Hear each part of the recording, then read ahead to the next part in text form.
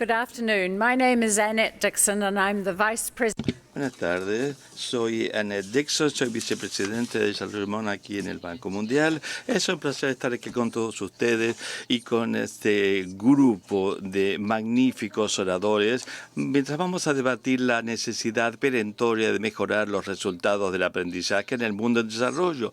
¿Por qué me entusiasma tanto este tema? Porque nos estamos centrando en un punto fundamental, no solamente para el desarrollo del capital humano, sino también para el desarrollo en total del mundo del desarrollo. Como saben, recientemente lanzamos el proyecto de capital humano hace 6 meses, que incluye también un índice de capital humano que mide el aprendizaje o los resultados de aprendizaje y de salud en los niños, porque no solamente afecta la capacidad de alcanzar su propio potencial de aprendizar, sino también el potencial de todo el país.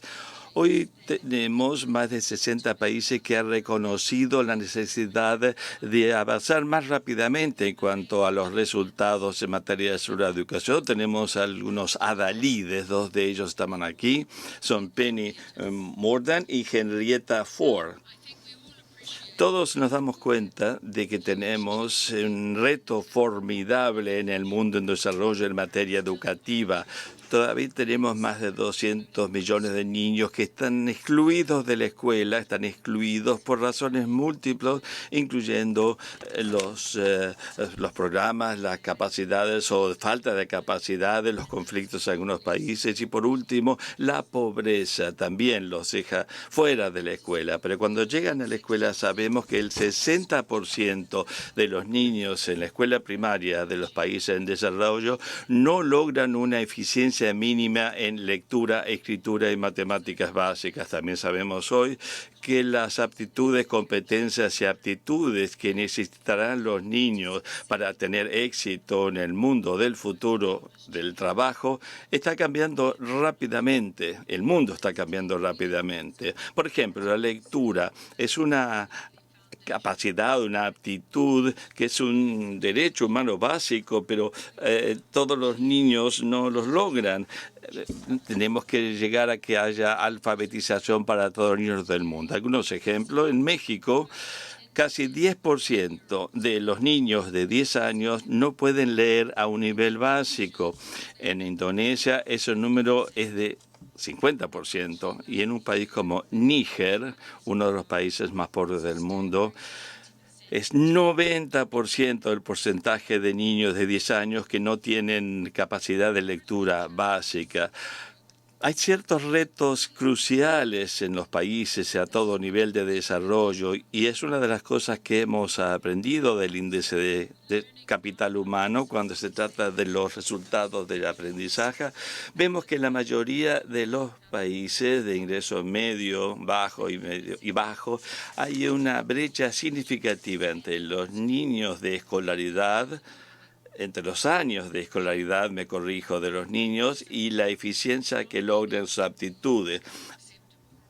Esto no es aceptable, que los niños no puedan leer correctamente. Es algo que necesitan para alcanzar su pleno potencial.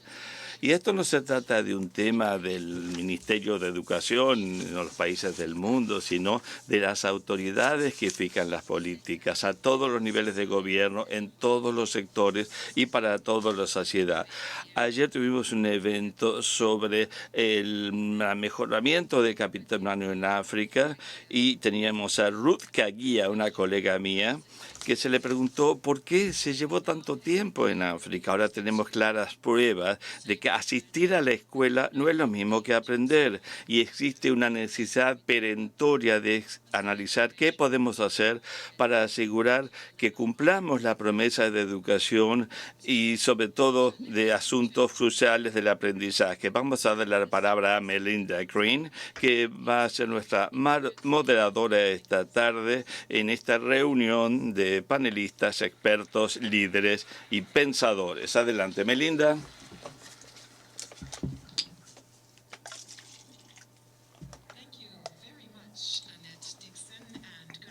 Muchas gracias, Annette Dixon. Buenas tardes, excelencias, damas y caballeros. Soy Melinda Green, soy la corresponsal política en jefe de WDC Televisión.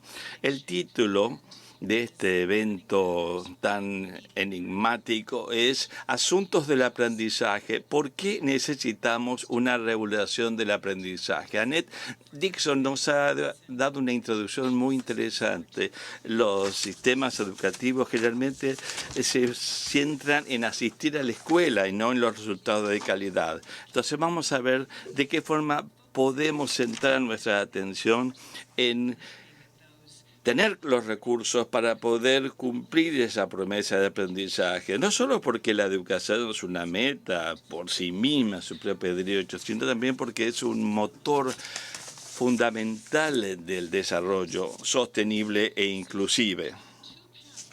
En estos dos paneles vamos a concentrarnos en la sustancia y en el proceso de poder tener un aprendizaje de calidad. Y vamos a dividir entonces nuestra sesión en dos intercambios de ideas diferentes. El primer panel va a analizar por qué necesitamos el nuevo enfoque de la revolución del aprendizaje, cuáles son las deficiencias en los resultados que se obtenemos, cuáles son los retos y las necesidades. En el segundo panel nos vamos a centrar en procesos y sistemas para ver cómo alineamos a todas las partes interesadas, el gobierno, el sector privado, para promover un enfoque conjunto coherente, porque necesitamos esto si queremos lograr esa revolución. Le voy a pedir al primer grupo de participantes, de panelistas, que se sirvan pasar aquí al estrado mientras los voy presentando.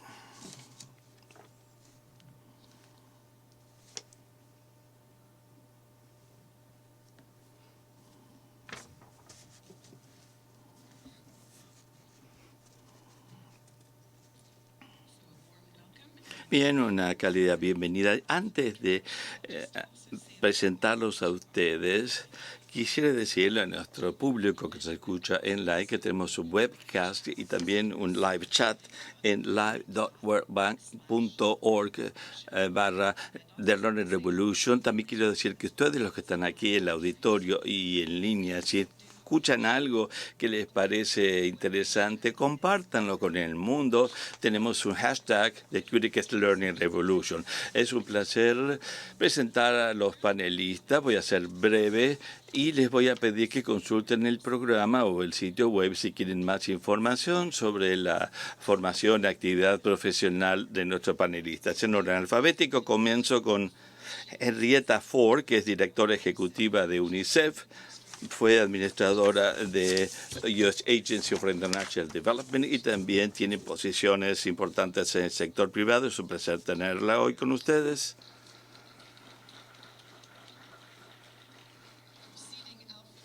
Alfabéticamente me paso al lado derecho. No quiero decir la extrema derecha, no. A Julia Gillard, que es la presidente de Global Partnership for Education, fue primera ministra de Australia y en esa capacidad inició enormes reformas del sistema educativo. Maravilloso que pueda estar con nosotros el día de hoy. Penny Mordaunt es la secretaria de Estado de Estados Unidos para el Desarrollo Internacional. También es ministro del Ministerio de la Mujer, de la Igualdad de la Mujer. Muchas gracias por estar aquí.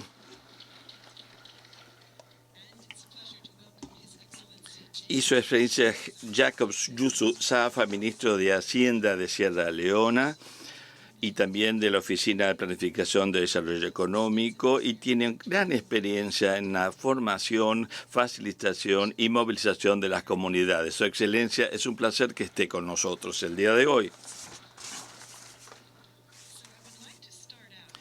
Quisiera comenzar con Socios para el Desarrollo. Quiero que hablen un poco acerca de las carencias que tenemos, las deficiencias en los resultados del desarrollo tal como se han medido. La educación está atrayendo cada vez más atención y recursos, pero cuando se trata del aprendizaje en sí, encontramos resultados que son un poco desalentadores. ¿Por qué? ¿Cuáles son los obstáculos al aprendizaje? ¿Qué se refiere para que entre en marcha esta revolución del aprendizaje? Comienzo con usted. Muchas gracias. El aprendizaje ocurre en distintas etapas de la vida. En esos primeros 1000 días tan esenciales se aprende muchísimo. Más del 80% del cerebro está en desarrollo en ese momento. Entonces, los programas para la primera niñez son muy importantes y a veces no lo tenemos en cuenta. Pensamos que son años en los que los niños solo están creciendo, en realidad no están aprendiendo, pero en realidad están aprendiendo intensamente. En las escuelas primarias, en nuestro mundo, buscamos enseñar lo esencial, la lectura, la escritura, y los números, las matemáticas que se mencionaron, y no lo estamos haciendo muy bien. 6 de cada 10 en la escuela primaria no están llegando a ese nivel mínimo de dominio de las tareas. Luego, en las secundarias también hay muchos que están abandonando la escuela, y parte de la razón por la cual necesitamos una revolución es porque necesitamos inspirar a los jóvenes de edad escolar para que quieran ir a la escuela, que quieran aprender y entiendan que van a ganarse la vida en el futuro si van a la escuela. Y si no los convencemos, si no sienten ellos que están aprendiendo, que están logrando resultados, no van a querer ir a la escuela. No sé si en el mundo nosotros debemos asegurarnos de que esté dándose ese aprendizaje, que ese entorno los llame, los atraiga. Entonces tendremos que utilizar la inteligencia artificial, métodos digitales, buenos maestros, las aulas, las escuelas, los planes de estudio, todo importa. Muchas gracias. Vamos a ir directamente con Penny Mordaunt. Gracias. Creo que un detalle que cabe recordar es que nuestras metas se van alejando porque buscamos aprovechar las oportunidades que existen en economías en crecimiento, pero las destrezas que vamos a necesitar con la tecnología como va avanzando, siempre va cambiando todo. Y una de las razones por las cuales es tan difícil esto es porque tenemos que ir cambiando el tipo de enseñanza, el tipo de aprendizaje sobre la marcha para poder aprovechar esas nuevas oportunidades. Y no tiene que ver solo con cuántos niños se encuentran en la escuela, sino que hay que asegurarse de que cada niño o niña tenga la oportunidad. Por eso felicito a todos los que han estado involucrados en toda la labor que se ha hecho en los últimos 12 meses en cuanto a asegurarse de que se incluya a los niños, especialmente a las niñas más marginadas y especialmente también a aquellos que tienen discapacidades. Es esencial, es vital que estemos al tanto de ello, que le demos seguimiento. También creo que es buena idea concentrarnos en los resultados académicos, no necesariamente en cuántos niños están en la escuela. Y hay 3 aspectos que son los más complicados, los más difíciles. Primero, asegurarse de que los países estén generando la capacidad que necesitarán para mayor recaudación de rentas y que las gasten de la manera más eficaz. En segundo lugar, tiene que ver con la fuerza laboral. Tenemos un gran déficit de maestros, de docentes a nivel mundial. Casi 17 millones de maestros es lo que nos falta. Pero también es la calidad de esos docentes, es algo que es vital. Entonces tenemos que asegurarnos de estar capacitando a los maestros y dotándoles de todo lo que necesitan para hacer su trabajo como es debido. Y hay organizaciones que buscan utilizar los fondos de la manera más eficaz para ayudar a los grupos que necesitan esa ayuda y pueden hacer lo que no pueden hacer otros. Y el índice del capital humano elaborado por el banco también es una herramienta esencial. Tenemos que utilizarlo, tenemos que saber cómo leer esos datos. Y hay una alianza ahora entre nosotros, Noruega y el Banco Mundial para asegurarnos de que los niños con discapacidades puedan asistir a la escuela y que estén aprendiendo también. Gracias. Bien, ahora pasamos a Julia Gillard. Primero hablamos de los socios en el desarrollo y luego lo demás. Entonces, la misma pregunta, ¿por qué existen estas carencias y por qué necesitamos una revolución del aprendizaje? Pues yo me hago eco de lo que se ha dicho hasta ahora de las primera infancia, y lo bueno es que estamos teniendo la conversación adecuada. Estamos hablando de resultados, estamos recolectando datos. Quizás son elementos modestos, pero hace unos 5 años no estábamos teniendo esta conversación y no estábamos hablando necesariamente de puntos de medición. Y ahora estamos pasando nuestra atención al tema de la eficiencia en cuanto al dinero invertido en la Alianza Mundial para la Educación como fondo multilateral concentrado en la educación en países en desarrollo. Quiero mencionar 2 cosas. Primero, debemos ir mejorando en cuanto a intercambiar información acerca de lo que funciona y lo que no.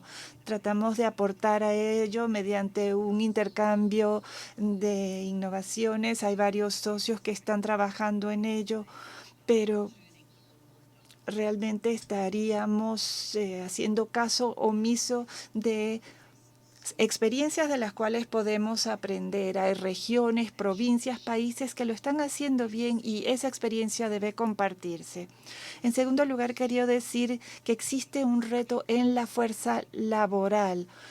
¿Cómo podemos enseñar las destrezas que se van a necesitar para el mercado laboral del futuro? Esa es una de las demandas, de las necesidades de los países en esta Alianza para la Educación. Debemos centrarnos en preparar, en capacitar a los maestros y tenemos que hacerle mucho hincapié dados los retos que tenemos en este momento. Gracias. Quizás podamos retomar algunos de esos temas más adelante. Volvamos con el ministro Safa.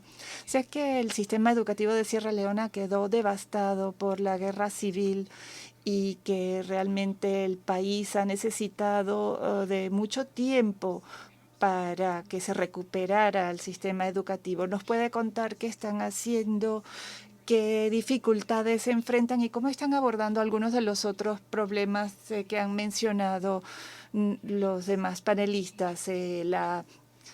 La capacidad, la capacitación de los maestros, lograr que los niños asistan a la escuela, la inclusión, etcétera. Muchas gracias. El sistema educativo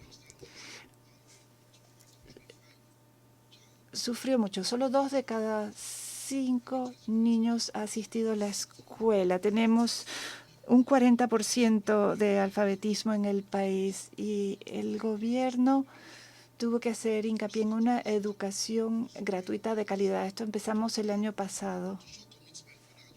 Para mostrar nuestro compromiso, hemos asignado el 1% del presupuesto a la educación y estamos buscando prestar servicio a 1,4 millones de alumnos en 10.000 escuelas. Y esto tiene que ver con el acceso. Tienen que tener el acceso primero. Si no pueden ir a la escuela porque no pueden pagar la matrícula, el gobierno ha eliminado esa cuota. Entonces, así todos los niños desde la edad preescolar pueden asistir a la escuela. Luego, los exámenes para las escuelas primarias. Estos costos quedan cubiertos también para quienes no se lo pueden permitir. También para mejorar el acceso hay que hablar de las discapacidades. En el presupuesto tenemos ahora recursos para que el entorno escolar dé la bienvenida a alumnos con discapacidades. Y hablando del acceso, también estamos hablando de la calidad. Aulas adicionales para tener menos alumnos por aula y mejorar la calidad de la enseñanza. Los libros de texto serán gratuitos en varios ámbitos, estudios sociales y matemáticas. También tenemos maestros adicionales contemplados en el presupuesto. También estamos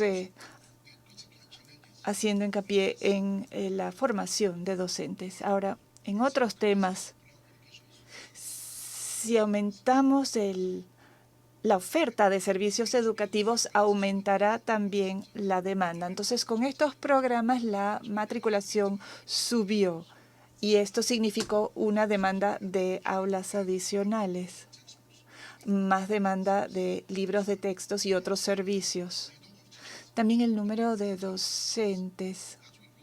Tenemos más maestros, pero el tema de las calificaciones sigue siendo difícil. Los que más calificados siguen estando en zonas urbanas, no quieren ir a las zonas rurales. También el problema de la capacidad del ministerio en sí. Hay ciertos requisitos que estamos poniendo en práctica, asegurándonos de que los maestros también asistan a sus estudios, que concluyan el currículo. Y otro asunto muy importante es el problema de los embarazos en adolescentes. Es algo que está afectando incluso la tasa de mortalidad materna. Y esto está creando problemas porque está impidiendo que muchas alumnas terminen sus estudios. Entonces, para garantizar que las niñas concluyan sus estudios, tenemos que invertir en el problema de los embarazos en la adolescencia. También tiene que haber mecanismos de coordinación. Hemos establecido una estructura gubernamental para tratar esto. Yo trabajo en un ministerio, trabajo y coordino con los programas, el programa del Banco Mundial, por ejemplo. Vamos a recibir 70 millones del Banco Mundial para la calidad gracias a la vicepresidenta de Desarrollo Humano, quien impulsó esta iniciativa, y el DFID también está dando mediante concesiones por parte de UNICEF. También están brindando textos y tenemos otros aliados que están tratando el tema de la alimentación en las escuelas. A nivel técnico también están ahí, está el Ministerio de Educación y la alianza del gobierno es también con otras instituciones del gobierno. Entonces, lo positivo en esto es que el Ministerio de Hacienda no tiene que convencer a los demás. Afortunadamente para mí, yo fui parte de quienes diseñaron el manifiesto y ya teníamos definidos los recursos que necesitábamos. Entonces era el 20% del presupuesto lo que buscábamos. Y es algo que queremos mantener. Es difícil, pero es viable. Es la mejor manera de invertir nuestros recursos. Muchas gracias. Resources and go to Julia Gillard. And to what extent? Bien, ¿en qué medida está mejorando los resultados del aprendizaje? ¿Se trata de invertir más dinero o automáticamente podemos ver una mejora? Es interesante el ministro describir ese círculo virtuoso donde empieza a transformarse la educación, el sistema educativo y mejorando el lado de la oferta para generar más demanda y entonces aumentando la necesidad de más recursos. ¿Cómo pueden trabajar los países para realmente aprovechar el tipo de respaldo financiero que requieren? Necesitamos más financiamiento y mejor financiamiento. No es una cuestión claramente de poner más dinero igual mejores resultados. Si fueran las cosas tan sencillas, hubiéramos resuelto la mayoría de nuestros problemas, pero no es tan sencillo. Lo que pasa es que cada dólar que actualmente que invierte en educación tiene que movilizar también contrapartidas internas y también financiamiento externo. externo. Tenemos que tener la mayor eficiencia posible para tener el impacto necesario, y aún así no vamos a lograr educar a todos los niños al nivel que queremos para tener buenos trabajos en el futuro. No vamos a poder educar a los niños más marginalizados, que por definición son aquellos que cuesta más educar y es más costoso, para asegurar que la educación sea de buena calidad. De manera que tenemos que maximizar el impacto de cada dólar y tenemos que hacer más campaña, más promoción de la causa, conseguir más dinero para la educación, y también ese dinero que se apoya a los sistemas educativos que venir de los mismos países en desarrollo, y reconocer también, y esto lo vemos cuando hablamos con distintos clubes de financiamientos externos, encontramos esto, pero es importante los flujos de financiamiento externo, pero nosotros en el país tenemos que hacer, en todos los países hay que hacer lo suficiente, coordinación, establecer la infraestructura, porque también hay mucha fragmentación en la forma en que se asignan los recursos. Entonces tenemos que tratar de tener una cadena de acciones y reacciones para poder aumentar el nivel de la educación. Podemos anunciar que necesitamos más dinero para la educación, y lo hacemos, pero también desde adentro de los países requerimos más coordinación para realmente hacer la diferencia que queremos con la revolución educativa. El ministro habló de la necesidad de que haya recursos sostenibles. En términos de la experiencia de GPE, ¿dónde vemos las prácticas más interesantes para aprovechar y apalancar recursos internos? Bueno, cuando estamos considerando los países del GPE, muchos están en una aumento de su gasto de educación y los requisitos bajo del modelo del GPE. Los países tienen que incrementar su gasto interno en educación. Dicho esto, tenemos que reconocer que en muchos de los lugares en los que estamos trabajando hay economías reales pequeñas relativamente, ingresos reducidos por impuestos, y a veces el 20% del gasto del gobierno se va a la educación. Sigue siendo relativamente poca para el tamaño y la magnitud de la tarea. Tal vez tendríamos que incrementar la recaudación tributaria. Yo soy líder de la educación y a mí no me importaría que aumenten los impuestos, pero que realmente los impuestos tienen que ser parte de todo el panorama. Así que estamos hablando de un sector donde tenemos que movilizar recursos.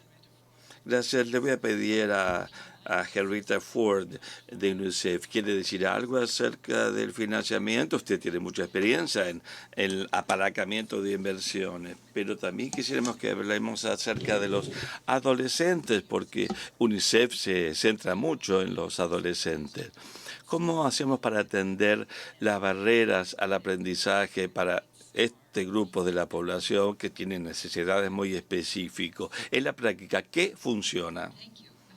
Bien, quisiera referirme a los comentarios de Julia y Penny sobre el financiamiento. El financiamiento sí hace una diferencia, sobre todo en una comunidad minoritaria o con personas con discapacidades, niños con discapacidades. 9 de 10 niños con discapacidades no van a la escuela. Si hubiera más dinero, podríamos educarlos, enviarlos a la escuela. Y si hablamos de las poblaciones indígenas o minorías, los recursos hacen la diferencia.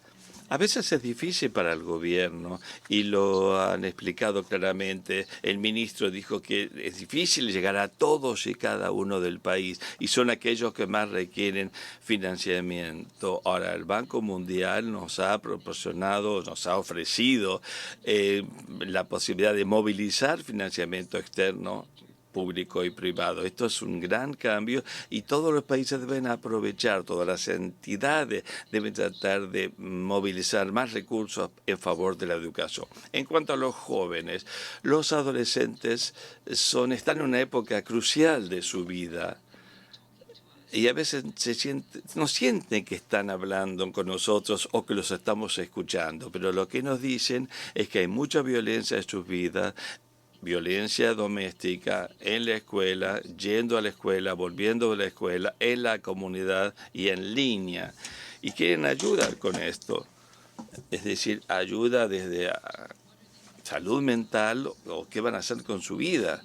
Muchos de nosotros tenemos trabajos y muchos de estos adolescentes no pueden verse en un trabajo, en una oficina como nosotros lo conocemos. 8 de 10 niños, según las estadísticas, quieren ser empresarios, pero muchos de ellos no van a llegar a la universidad, tendrán que ganarse la vida antes. Entonces tenemos la escuela secundaria donde debemos tratar de enseñarles estas aptitudes, que tengan conocimiento fundamental, básico, en lectura, escritura y matemáticas, saber cómo comunicarse, cómo ser empresario. Tienen que tener algunas aptitudes ocupacionales, o saber carpintería, o reparar motocicletas, o ser enfermera, o ingeniero, o maestro. Y también tienen que tener aptitudes digitales y tienen que tener un idioma. Por supuesto, inglés para aptitudes digitales, pero si uno está aprendiendo en el propio idioma nativo, es bastante difícil volverse parte del mundo. Un joven está tan conectado digitalmente, han visto el mundo, nuestro mundo, quieren ser parte de esto y quieren apoyar esta revolución del aprendizaje. Lanzamos Generation Unlimited, todos son parte de esto, pero es una plataforma importante porque algunas de las soluciones van a venir del sector privado que nos van a ayudar y vamos a tener que enseñar a los maestros al mismo tiempo que enseñamos a los alumnos muchas aptitudes digitales, aprendizaje artificial, lo vamos a tener aquí en 10 años. Tenemos que seguir adelante ayudando a los maestros, repito, y a los alumnos para que aprendan al mismo tiempo. Bien, vamos a mantenernos con este tema porque es sumamente importante para muchos países. ¿Qué es lo que es crucial absolutamente para preparar a los jóvenes para un futuro laboral que es difícil imaginar ahora? Bueno, por supuesto, estoy de acuerdo con lo que dijo Henrietta. No es como una fábrica de salchichas donde metemos recursos por un lado y del otro lado salen las salchichas. No, se trata de una motivación individual, qué es lo que necesitan los alumnos para aprender y qué habilidades personales tienen para aprovecharlos. Para realmente asegurar de que esto ocurra, la gente tiene que ver que vale la pena quedarse en la escuela, asistir a la escuela, participar. Tiene que saber que va a haber mejores oportunidades para establecer una empresa o que pueden tener acceso a una actividad económica con una mejor trayectoria laboral. Esto es muy importante. También es importante considerar los puntos que mencionó Henrietta de que la gente pueda tener un medio seguro en sus estudios, sin violencia. Además, hay una gran necesidad de centrarnos en considerar la educación de carácter técnico. Hay becas, hay programas, talleres, programas que no siempre tienen que ir a la universidad. Hay un gran mercado para desarrollar mejor educación técnica, como en el Reino Unido y en otros países. Es decir, que la gente adquiera aptitudes prácticas desde la adolescencia en adelante. A mí me interesa mucho cómo podemos habilitar a empresas que quieren invertir ayudarlos a crear puestos de trabajo en servicios o en manufactura, que puedan aprender de empresas que lo están haciendo para poder hacerlo realmente bien. No se trata de tomar lo que hicimos aquí y replicarlo en otro país. A mí me impresiona mucho la experiencia que han adquirido algunos países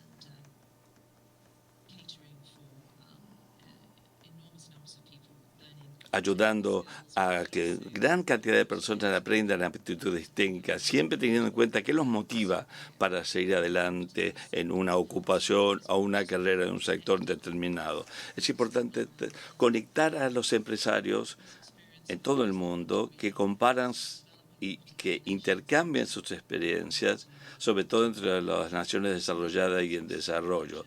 También se trata de asegurar que sepamos que estos niños y alumnos tienen barreras múltiples para hacer adelante, que realmente nos ocupemos de esas barreras para ayudar a estas personas. Por ejemplo, en el caso de las niñas, en el caso de los niños con discapacidades, para poder desarrollar su capacidad empresarial en todas las sociedades. Señor ministro, quisiera preguntarle acerca de las prioridades de su país en cuanto a preparar a los jóvenes para un futuro en el cual el mercado laboral va a ser muy difícil el que tenemos ahora. ¿Están priorizando algo? ¿Cuál es su visión al respecto?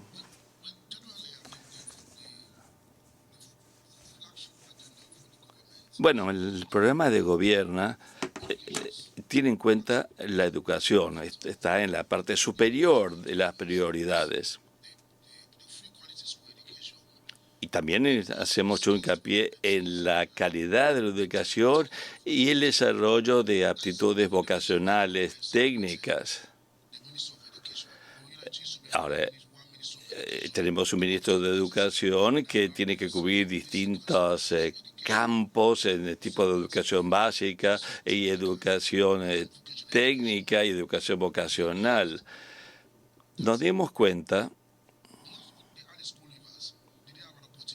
de que las escuelas de educación técnica tienen un lugar importante para formar a los jóvenes.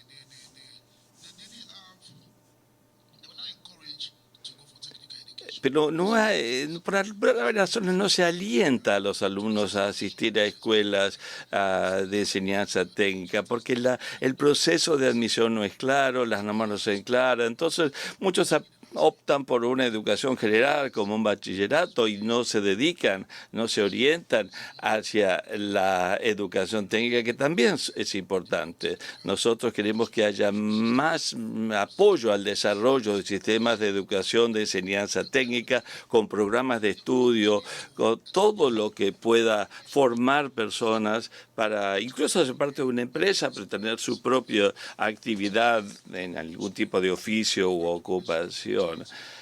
Tenemos que ofrecerles oportunidades y tenemos que enseñarles que también hay otras posibilidades y que es importante concluir sus cursos, su educación, motivarlos de alguna manera, ya sea en una escuela tradicional o una escuela de enseñanza técnica. O tenemos que capacitar, formarlos para que puedan realmente establecer sus propias empresas, su propio negocio, o sea, de carpintero o mecánico.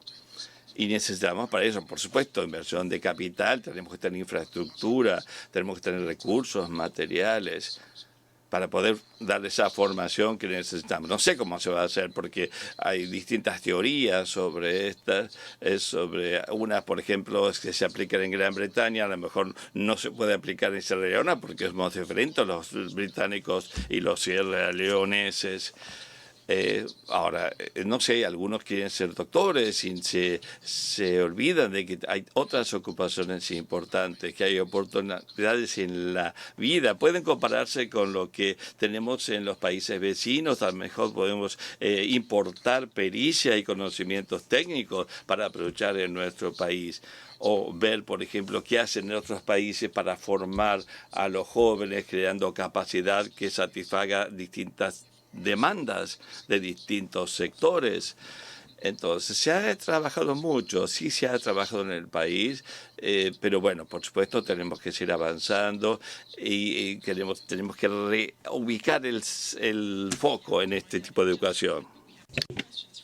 Muchas gracias. Ya tendremos que concluir, pero tenemos dos preguntas de quienes nos están escuchando por Internet. La primera tiene que ver con la inclusividad. Varios de ustedes han mencionado este concepto y la gran importancia de incluir a los alumnos con discapacidades. Entonces la pregunta dice, ¿cómo nos aseguramos de no dejar atrás a ningún niño, que todos aprendan, incluso los que tienen necesidades especiales? Adelante. Nosotros hemos estado trabajando en un programa educativo digital. Se hace desde una tableta, esto en Kenia. Entonces, si la persona tiene problemas de la vista o del oído, puede aprender con otra persona que también tiene distintas habilidades. Significa que está verdaderamente incluido ese alumno. Tiene amigos que pueden ver, tiene amigos que pueden oír con distintas habilidades y juegan juegos, aprenden de una manera divertida. Es la verdadera inclusividad. Se les da un trato igual a todos, aunque tienen distintas habilidades. ¿Alguien tiene algún comentario que agregar?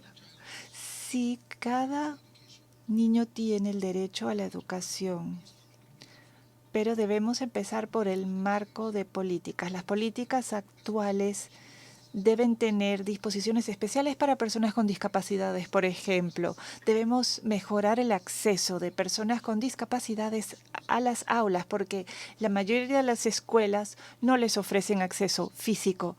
Los materiales en sí, por lo general, sirven.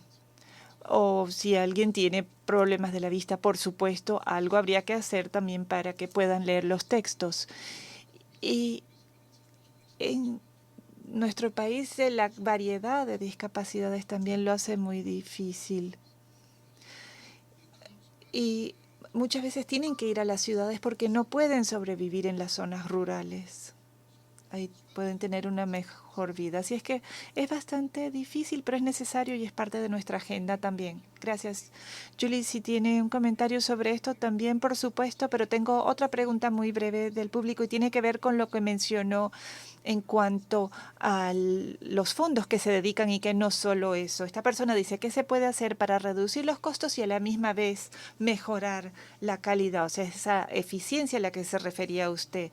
Bueno, tengo un ejemplo de mejor eficiencia, el tema de la repetición en las escuelas, es decir, la repetición de grados, porque los alumnos no están aprendiendo lo que tienen que aprender, entonces hay más y más insumos que se dedican a su educación, pero el resultado no mejora. Entonces hay que asegurarse de tener un plan de aprendizaje para cada niño y que cada niño esté efectivamente aprendiendo. Entonces es una progresión más eficiente de ese alumno.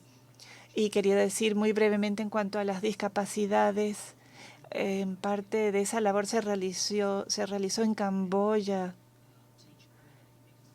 y sabemos que ahí se trabajó en la calidad de los maestros porque hay alumnos que tienen discapacidades que son muy fáciles de superar en el aula. Si hay un problema, se le hace una prueba de la vista y ese niño puede llevar anteojos y todo marcha bien, pero de lo contrario, ese niño o niña no está aprendiendo. Adelante. Sí, yo solo quería recalcar que cuando estamos hablando de la inversión y del rendimiento de esta inversión en la sociedad, podemos invertir de manera que veamos un gran rendimiento. Y hice una visita a un sitio que recibía fondos de DFID y estaban financiando actividades para alumnos con necesidades muy complejas. Y había un adolescente ahí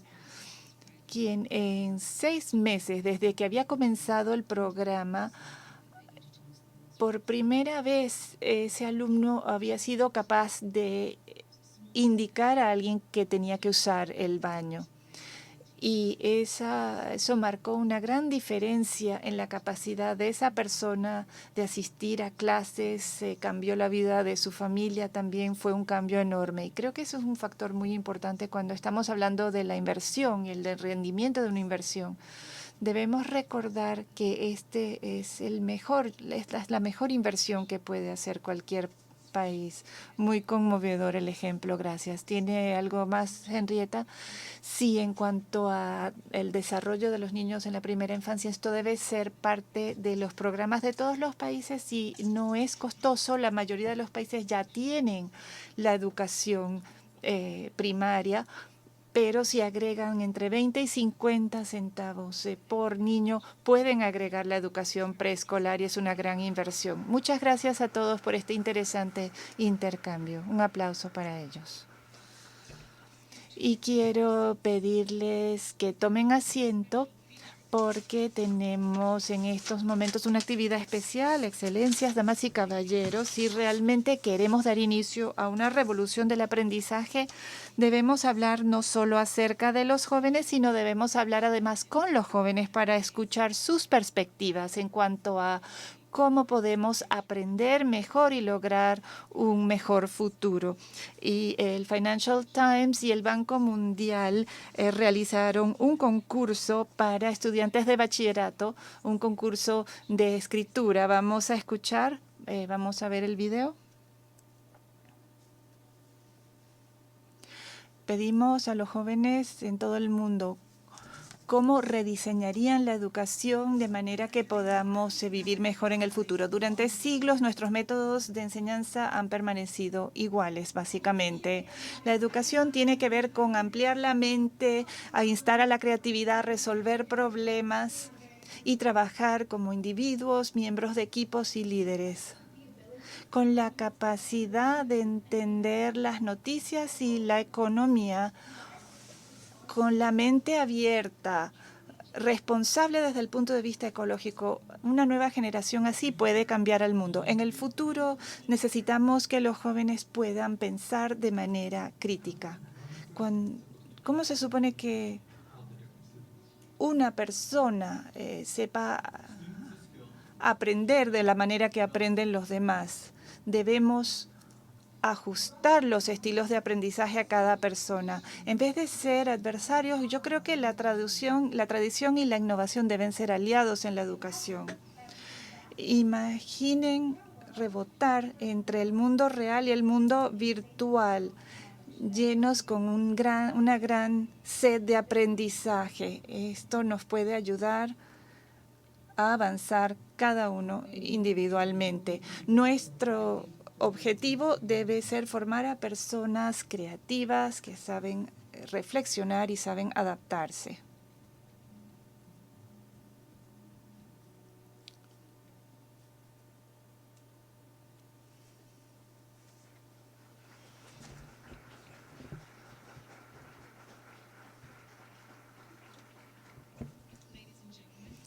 Damas y caballeros, dos de los concursantes del grupo de ganadores que vimos en el video están aquí, de 17 años. Nia Doan de Vietnam y Ishita Gupta de la India están con nosotros. Por favor, pasen al escenario y Annette ya está aquí. Le voy a pedir que los presente y les dé el reconocimiento.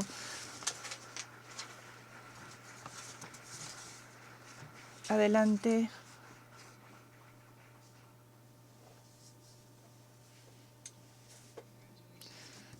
Felicidades a las dos.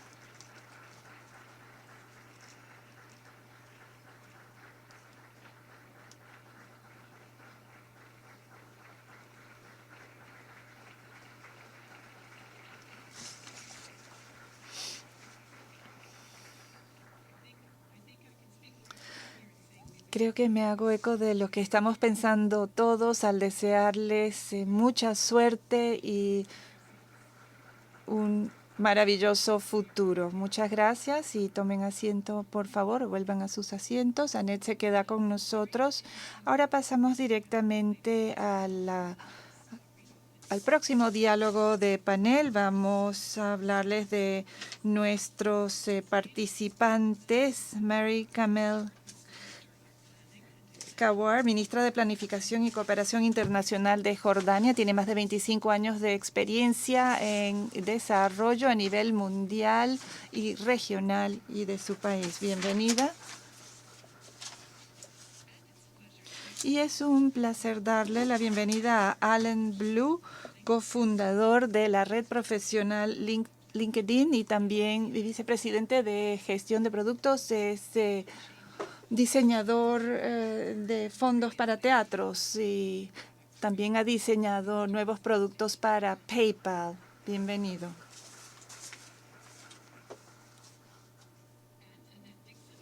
También Annette Dixon, con quien ya hemos conversado. Ya voy a dar unos detalles más acerca de su carrera. Trabajó durante años en el Banco Mundial, antes en el gobierno de Nueva Zelanda, en el Ministerio de Asuntos de la Juventud y Ministerios de Salud y Asuntos de la Mujer también. Nos complace mucho que pueda estar con nosotros en este panel. En este panel, damas y caballeros, queremos hablar específicamente de cómo lograr trabajar de manera coordinada en esta revolución de la educación. Esa va a ser una de las claves para lograr mejorar nuestros resultados de educación en todas las maneras que hemos mencionado. Su Excelencia, Ministra Kawar, empezamos con usted y tienen un reto especial en su país, un gran número de refugiados en el país. Y en cuanto a la manera de incluirlos en el sistema educativo, ¿qué están haciendo para garantizar un enfoque coordinado? Gracias. Como todos saben, Jordania ha recibido a un gran número de refugiados. El sistema educativo acepta a toda persona menor de edad, sin importar su nacionalidad. Los niños sirios recibieron la bienvenida para asistir a las escuelas y todos los demás refugiados también. Esto por ese principio de no dejar atrás a nadie. Pero teníamos dos problemas. De repente tuvimos la llegada de muchos nuevos alumnos, lo cual dio paso a dos problemas. Los docentes no eran capaces de absorber este nuevo volumen de trabajo, esto en el aspecto de las escuelas, y los niños sirios, los más pequeños, tenían dificultades para asistir y permanecer en las escuelas, y los niños sirios mayores, después de las interrupciones que habían sufrido, no estaban muy comprometidos a mantenerse en la escuela, entonces hubo abandonos de la escuela. Entonces, para asegurarnos de que los más pequeños estuvieran en las escuelas, capacitamos a maestros sirios de los campamentos como asistentes en las escuelas jordanas. Oficialmente no eran docentes capacitados por el gobierno jordano, pero sí eran maestros en su tierra. Entonces esto nos ayudó con la inclusión, el tener maestros sirios junto con los maestros jordanos. Y para los niños un poco mayores, como en el panel anterior, hablábamos del aprendizaje, no solo de la educación. Y trabajamos con muchas ONGs, un programa, EDRAC se llama, de la Fundación de la Reina Rania, tenía aprendizaje en línea mediante la tecnología para que los niños pudieran seguir aprendiendo y pasar a la educación superior utilizando la tecnología. Hoy tenemos 34.000 jóvenes sirios en las escuelas y tenemos escuelas también con doble turno debido a son 204.000 sirios y tenemos que tener 2 turnos en las escuelas debido al volumen y por eso hemos estado buscando alianzas para construir más escuelas. Bien, Annette Dixon, ¿cómo logramos esa alineación de la que hablamos tanto entre los distintos actores que están trabajando en temas de educación y resultados de educación? ¿Cómo podemos alinear a las partes interesadas en torno a un objetivo como el que mencionó, mejorar los resultados académicos de manera que podamos avanzar más rápidamente? La coordinación es difícil en todos los países. Y en el proyecto del capital humano decimos que no se logran buenos resultados académicos solo mediante los ministerios de educación. Todos tienen que participar. En primer lugar, las familias que desean una educación de buena calidad para sus hijos, y todas las condiciones que ayudan a las familias en este sentido requieren de otras intervenciones al margen del sistema educativo, quizás acceso a un transporte seguro para que los niños puedan asistir a la escuela, o redes de seguridad social para los más vulnerables. Entonces es una coordinación en todo el gobierno. Eso es difícil, y en países federalizados o en la mayoría de los países debe haber coordinación entre distintos niveles también, entre el nivel central, las provincias y demás. Entonces, como punto de partida, todos tienen que entender cómo puede estar brindando respaldo al aprendizaje el sistema de educación. Y he visto que muchos diseñadores de políticas que no participan directamente creen que los niños solo porque están en la escuela están aprendiendo. Entonces los datos acerca de los resultados académicos nos abren los ojos. Tenemos que tener buenos sistemas de evaluación también para que todos tengamos un entendimiento común de qué nivel de calidad tenemos realmente en nuestra educación, y por eso nos concentramos en eso en el banco. A menos que todos estemos en sintonía, en la misma sintonía, en este sentido, estamos trabajando a ciegas en muchos casos. About the Escuché lo que dijo el ministro en cuanto a los derechos reproductivos, a la asistencia a la escuela, a adolescentes embarazadas. Pero bueno, señor Blue, hemos hablado mucho acerca del futuro, del mercado laboral futuro.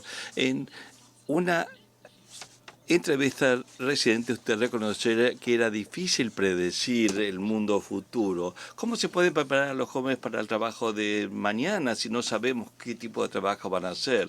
Muy buena pregunta, y sí, realmente yo creo que hay algunas cosas que sabemos sobre el futuro. Una cosa que sabemos es que las cosas van a seguir cambiando cada vez más rápidamente. O sea, todos debemos esperar también que cambien los trabajos, que haya cambio de funciones. Segundo, la mayoría de los trabajos en el futuro van a hacerse en asociación con la tecnología, independientemente de lo que están haciendo ahora. Usar una computadora, van a tener que usarla. Puede ser un robot, puede ser un punto de venta con un mecanismo, pero eso es parte del futuro.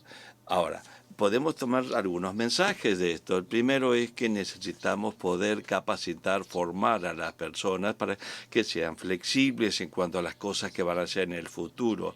Y vamos a lo que se dijo en el primer panel sobre la importancia de aprender, cómo aprender y cómo trabajar con otras personas, cómo tomar buenas decisiones, porque van a ser aptitudes fundamentales para cualquier puesto de trabajo.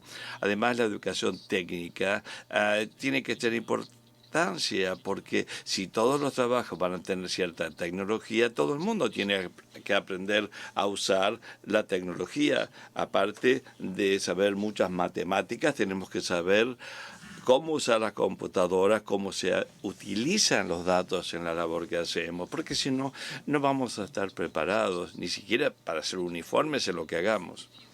Gracias. Algunas palabras, por favor, sobre qué lo puede hacer el sector privado o las empresas como la suya. Sé que están lanzando una iniciativa de aprendizaje con el Banco Mundial. ¿Podría explicarnos y cuál es la función del sector privado en general? Nosotros pensamos que en el futuro los que tenemos ahora y los que tendremos en 10 años van a ser los mismos retos. Ahora lo más difícil es estar seguro de que formemos personas para que puedan aceptar los trabajos de hoy. Eso pasa hoy. Eso también va a pasar en 10 años. Nuestra meta debe ser tener un sistema que nos permita entender lo que está pasando en la economía que los rodea para que el sistema educativo pueda ser flexible e ir cambiando para que la gente aprenda lo que tiene que aprender. Y aquí entran en juego los datos para saber qué pasa exactamente en la economía. En los últimos años, nuestro equipo trabajó con el Banco Mundial para desarrollar un portal nuevo de datos que lo pueden encontrar ustedes, Se llama linkedindata.worldbank.org. Y pueden ver ahí información sobre necesidades de aptitudes, los trabajos, migración entre los lugares, para poder ayudar a los educadores, a los gobiernos, a las ONGs y a personas a tomar mejores decisiones, mejores selecciones sobre lo que tienen que aprender para ubicarse en un mundo laboral nuevo.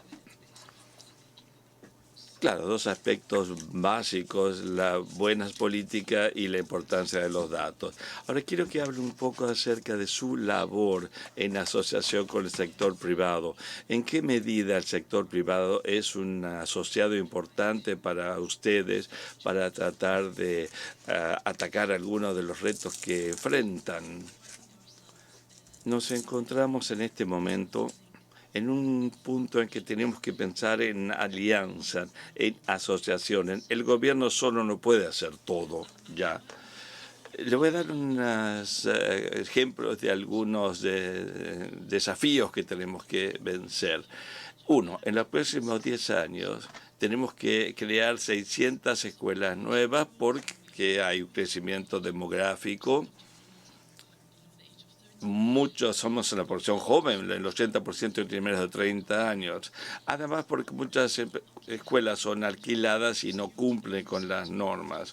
Entonces, tenemos un gran proyecto de infraestructura y recientemente hicimos un estudio de caso con un proyecto piloto con la IFC, en la cual van a construir, manejar y operar escuelas públicas. Si funciona este proyecto, esa sería la forma que para el futuro podamos manejar los planes de estudio en asociación con el sector privado también. Y tampoco nos teníamos que preocupar por los costos de infraestructura en ese sentido.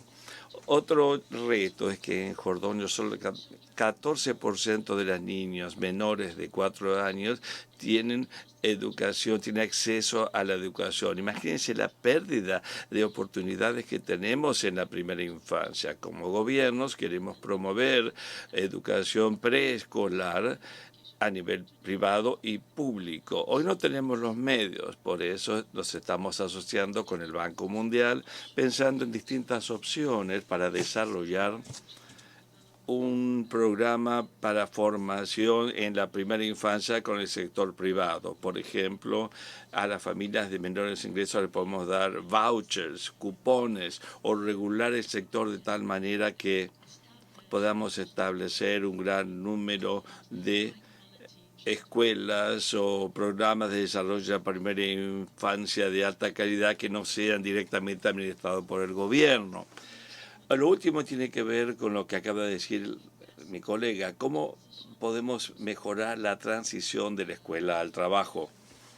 Para esto nosotros estamos alineando el sistema de educación vocacional, Ministerio de Trabajo, de Educación con el sector privado, y llamamos una especie de consejo de aptitudes del sector privado, donde el sector privado está administrando y orientando qué tipo de aptitudes y certificación se requieren para el mercado laboral.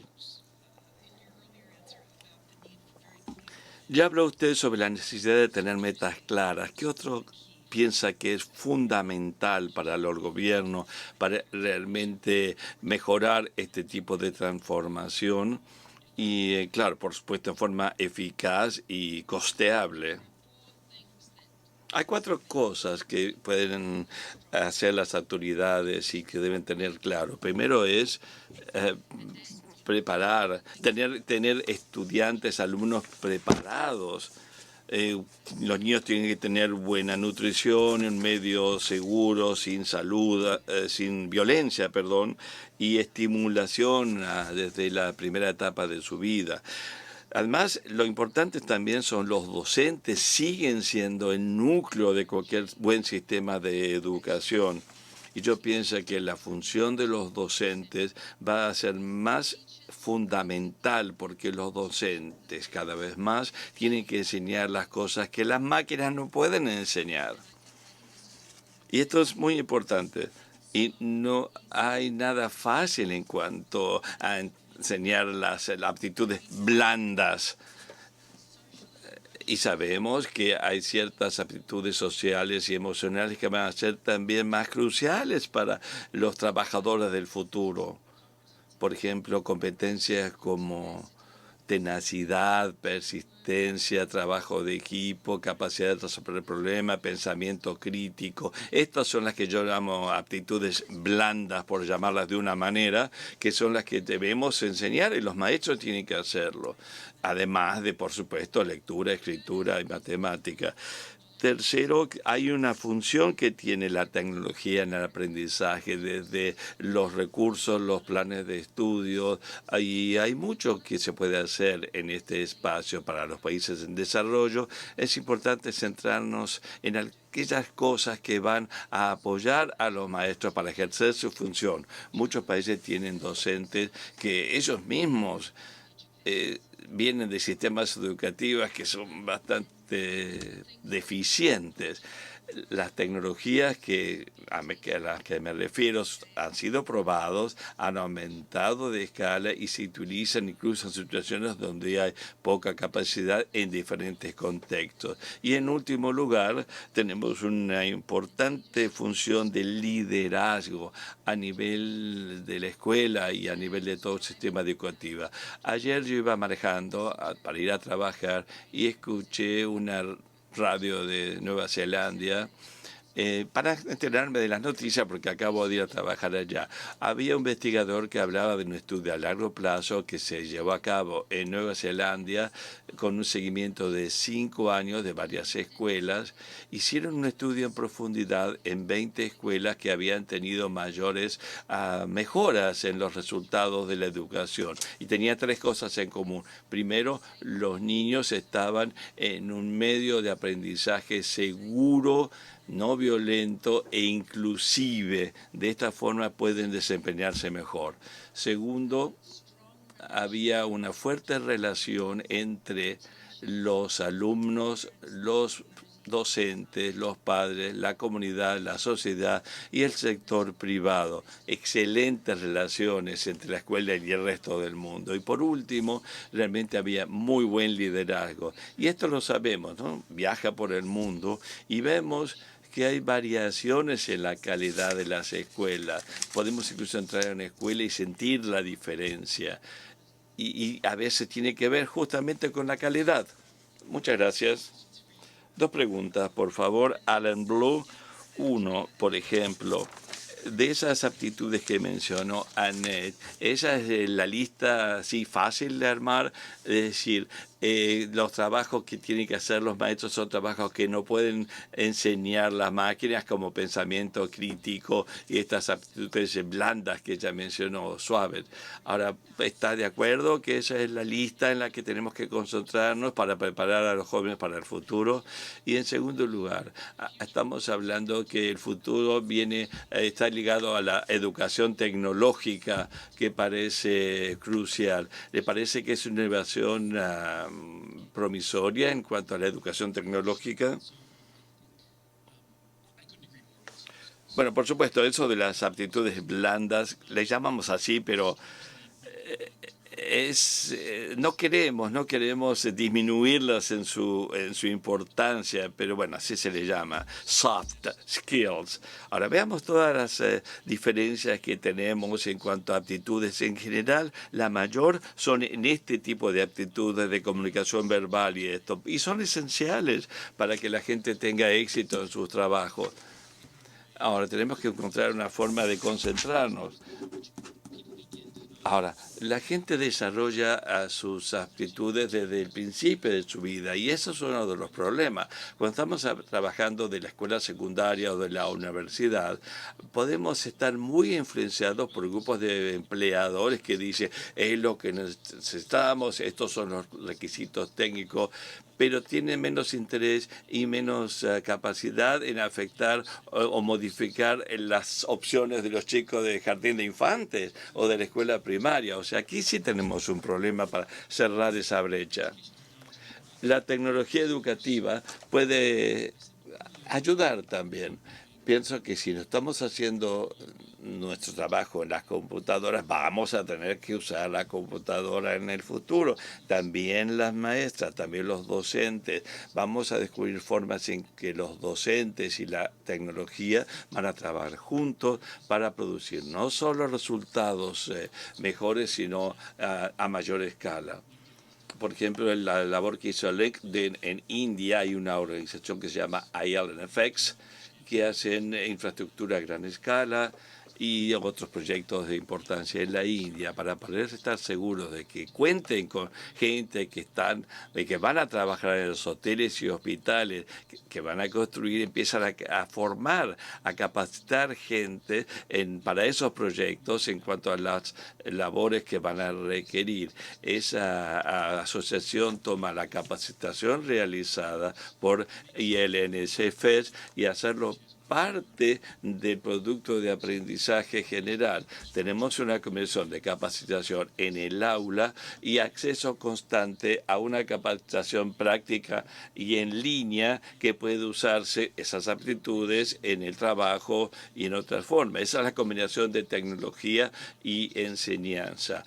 A mí lo que más me emociona de la tecnología educativa es que los docentes y la tecnología tienen que establecer un equilibrio, porque hay una gran cantidad de relaciones positivas para que cada docente tenga mejor impacto con ayuda de la tecnología. Gracias. Nos queda muy poco tiempo, pero ministro, si no lo importa, quería retomar un comentario que hizo Annette y lo mencionó Henriette también en cuanto a la necesidad que tienen los niños de un entorno a salvo, seguro. Y en el caso de los refugiados sirios, esos niños sin duda han visto cosas muy traumáticas. ¿Cómo intentan ustedes ofrecerles ese entorno seguro, especialmente a esos niños, pero no solo a ellos? Pues creo que la idea de tener a los asistentes de maestros sirios les dio a esos niños cierta idea de seguridad. Y la sociedad civil también tiene algunas iniciativas en este sentido. Existe una organización que trata el tema del aprendizaje en la comunidad, ser un puente entre la comunidad, los padres y el aula, y comenzó en un campamento de refugiados palestinos. Al-Tanam se llama Yo Aprendo, y ahora está en todo el país y muestra el gran apetito, el gran deseo que existe de esta vinculación entre los maestros, la comunidad, la casa y la escuela. Otra manera de alinearse esencial. Muchas gracias a todos. Realmente les agradezco este intercambio con tan buenas ideas y tanta reflexión. Un aplauso para ellos. También quiero agradecer a nuestro público que tenemos aquí con nosotros en vivo y nuestro público en línea, que espero que estén con nosotros todavía también.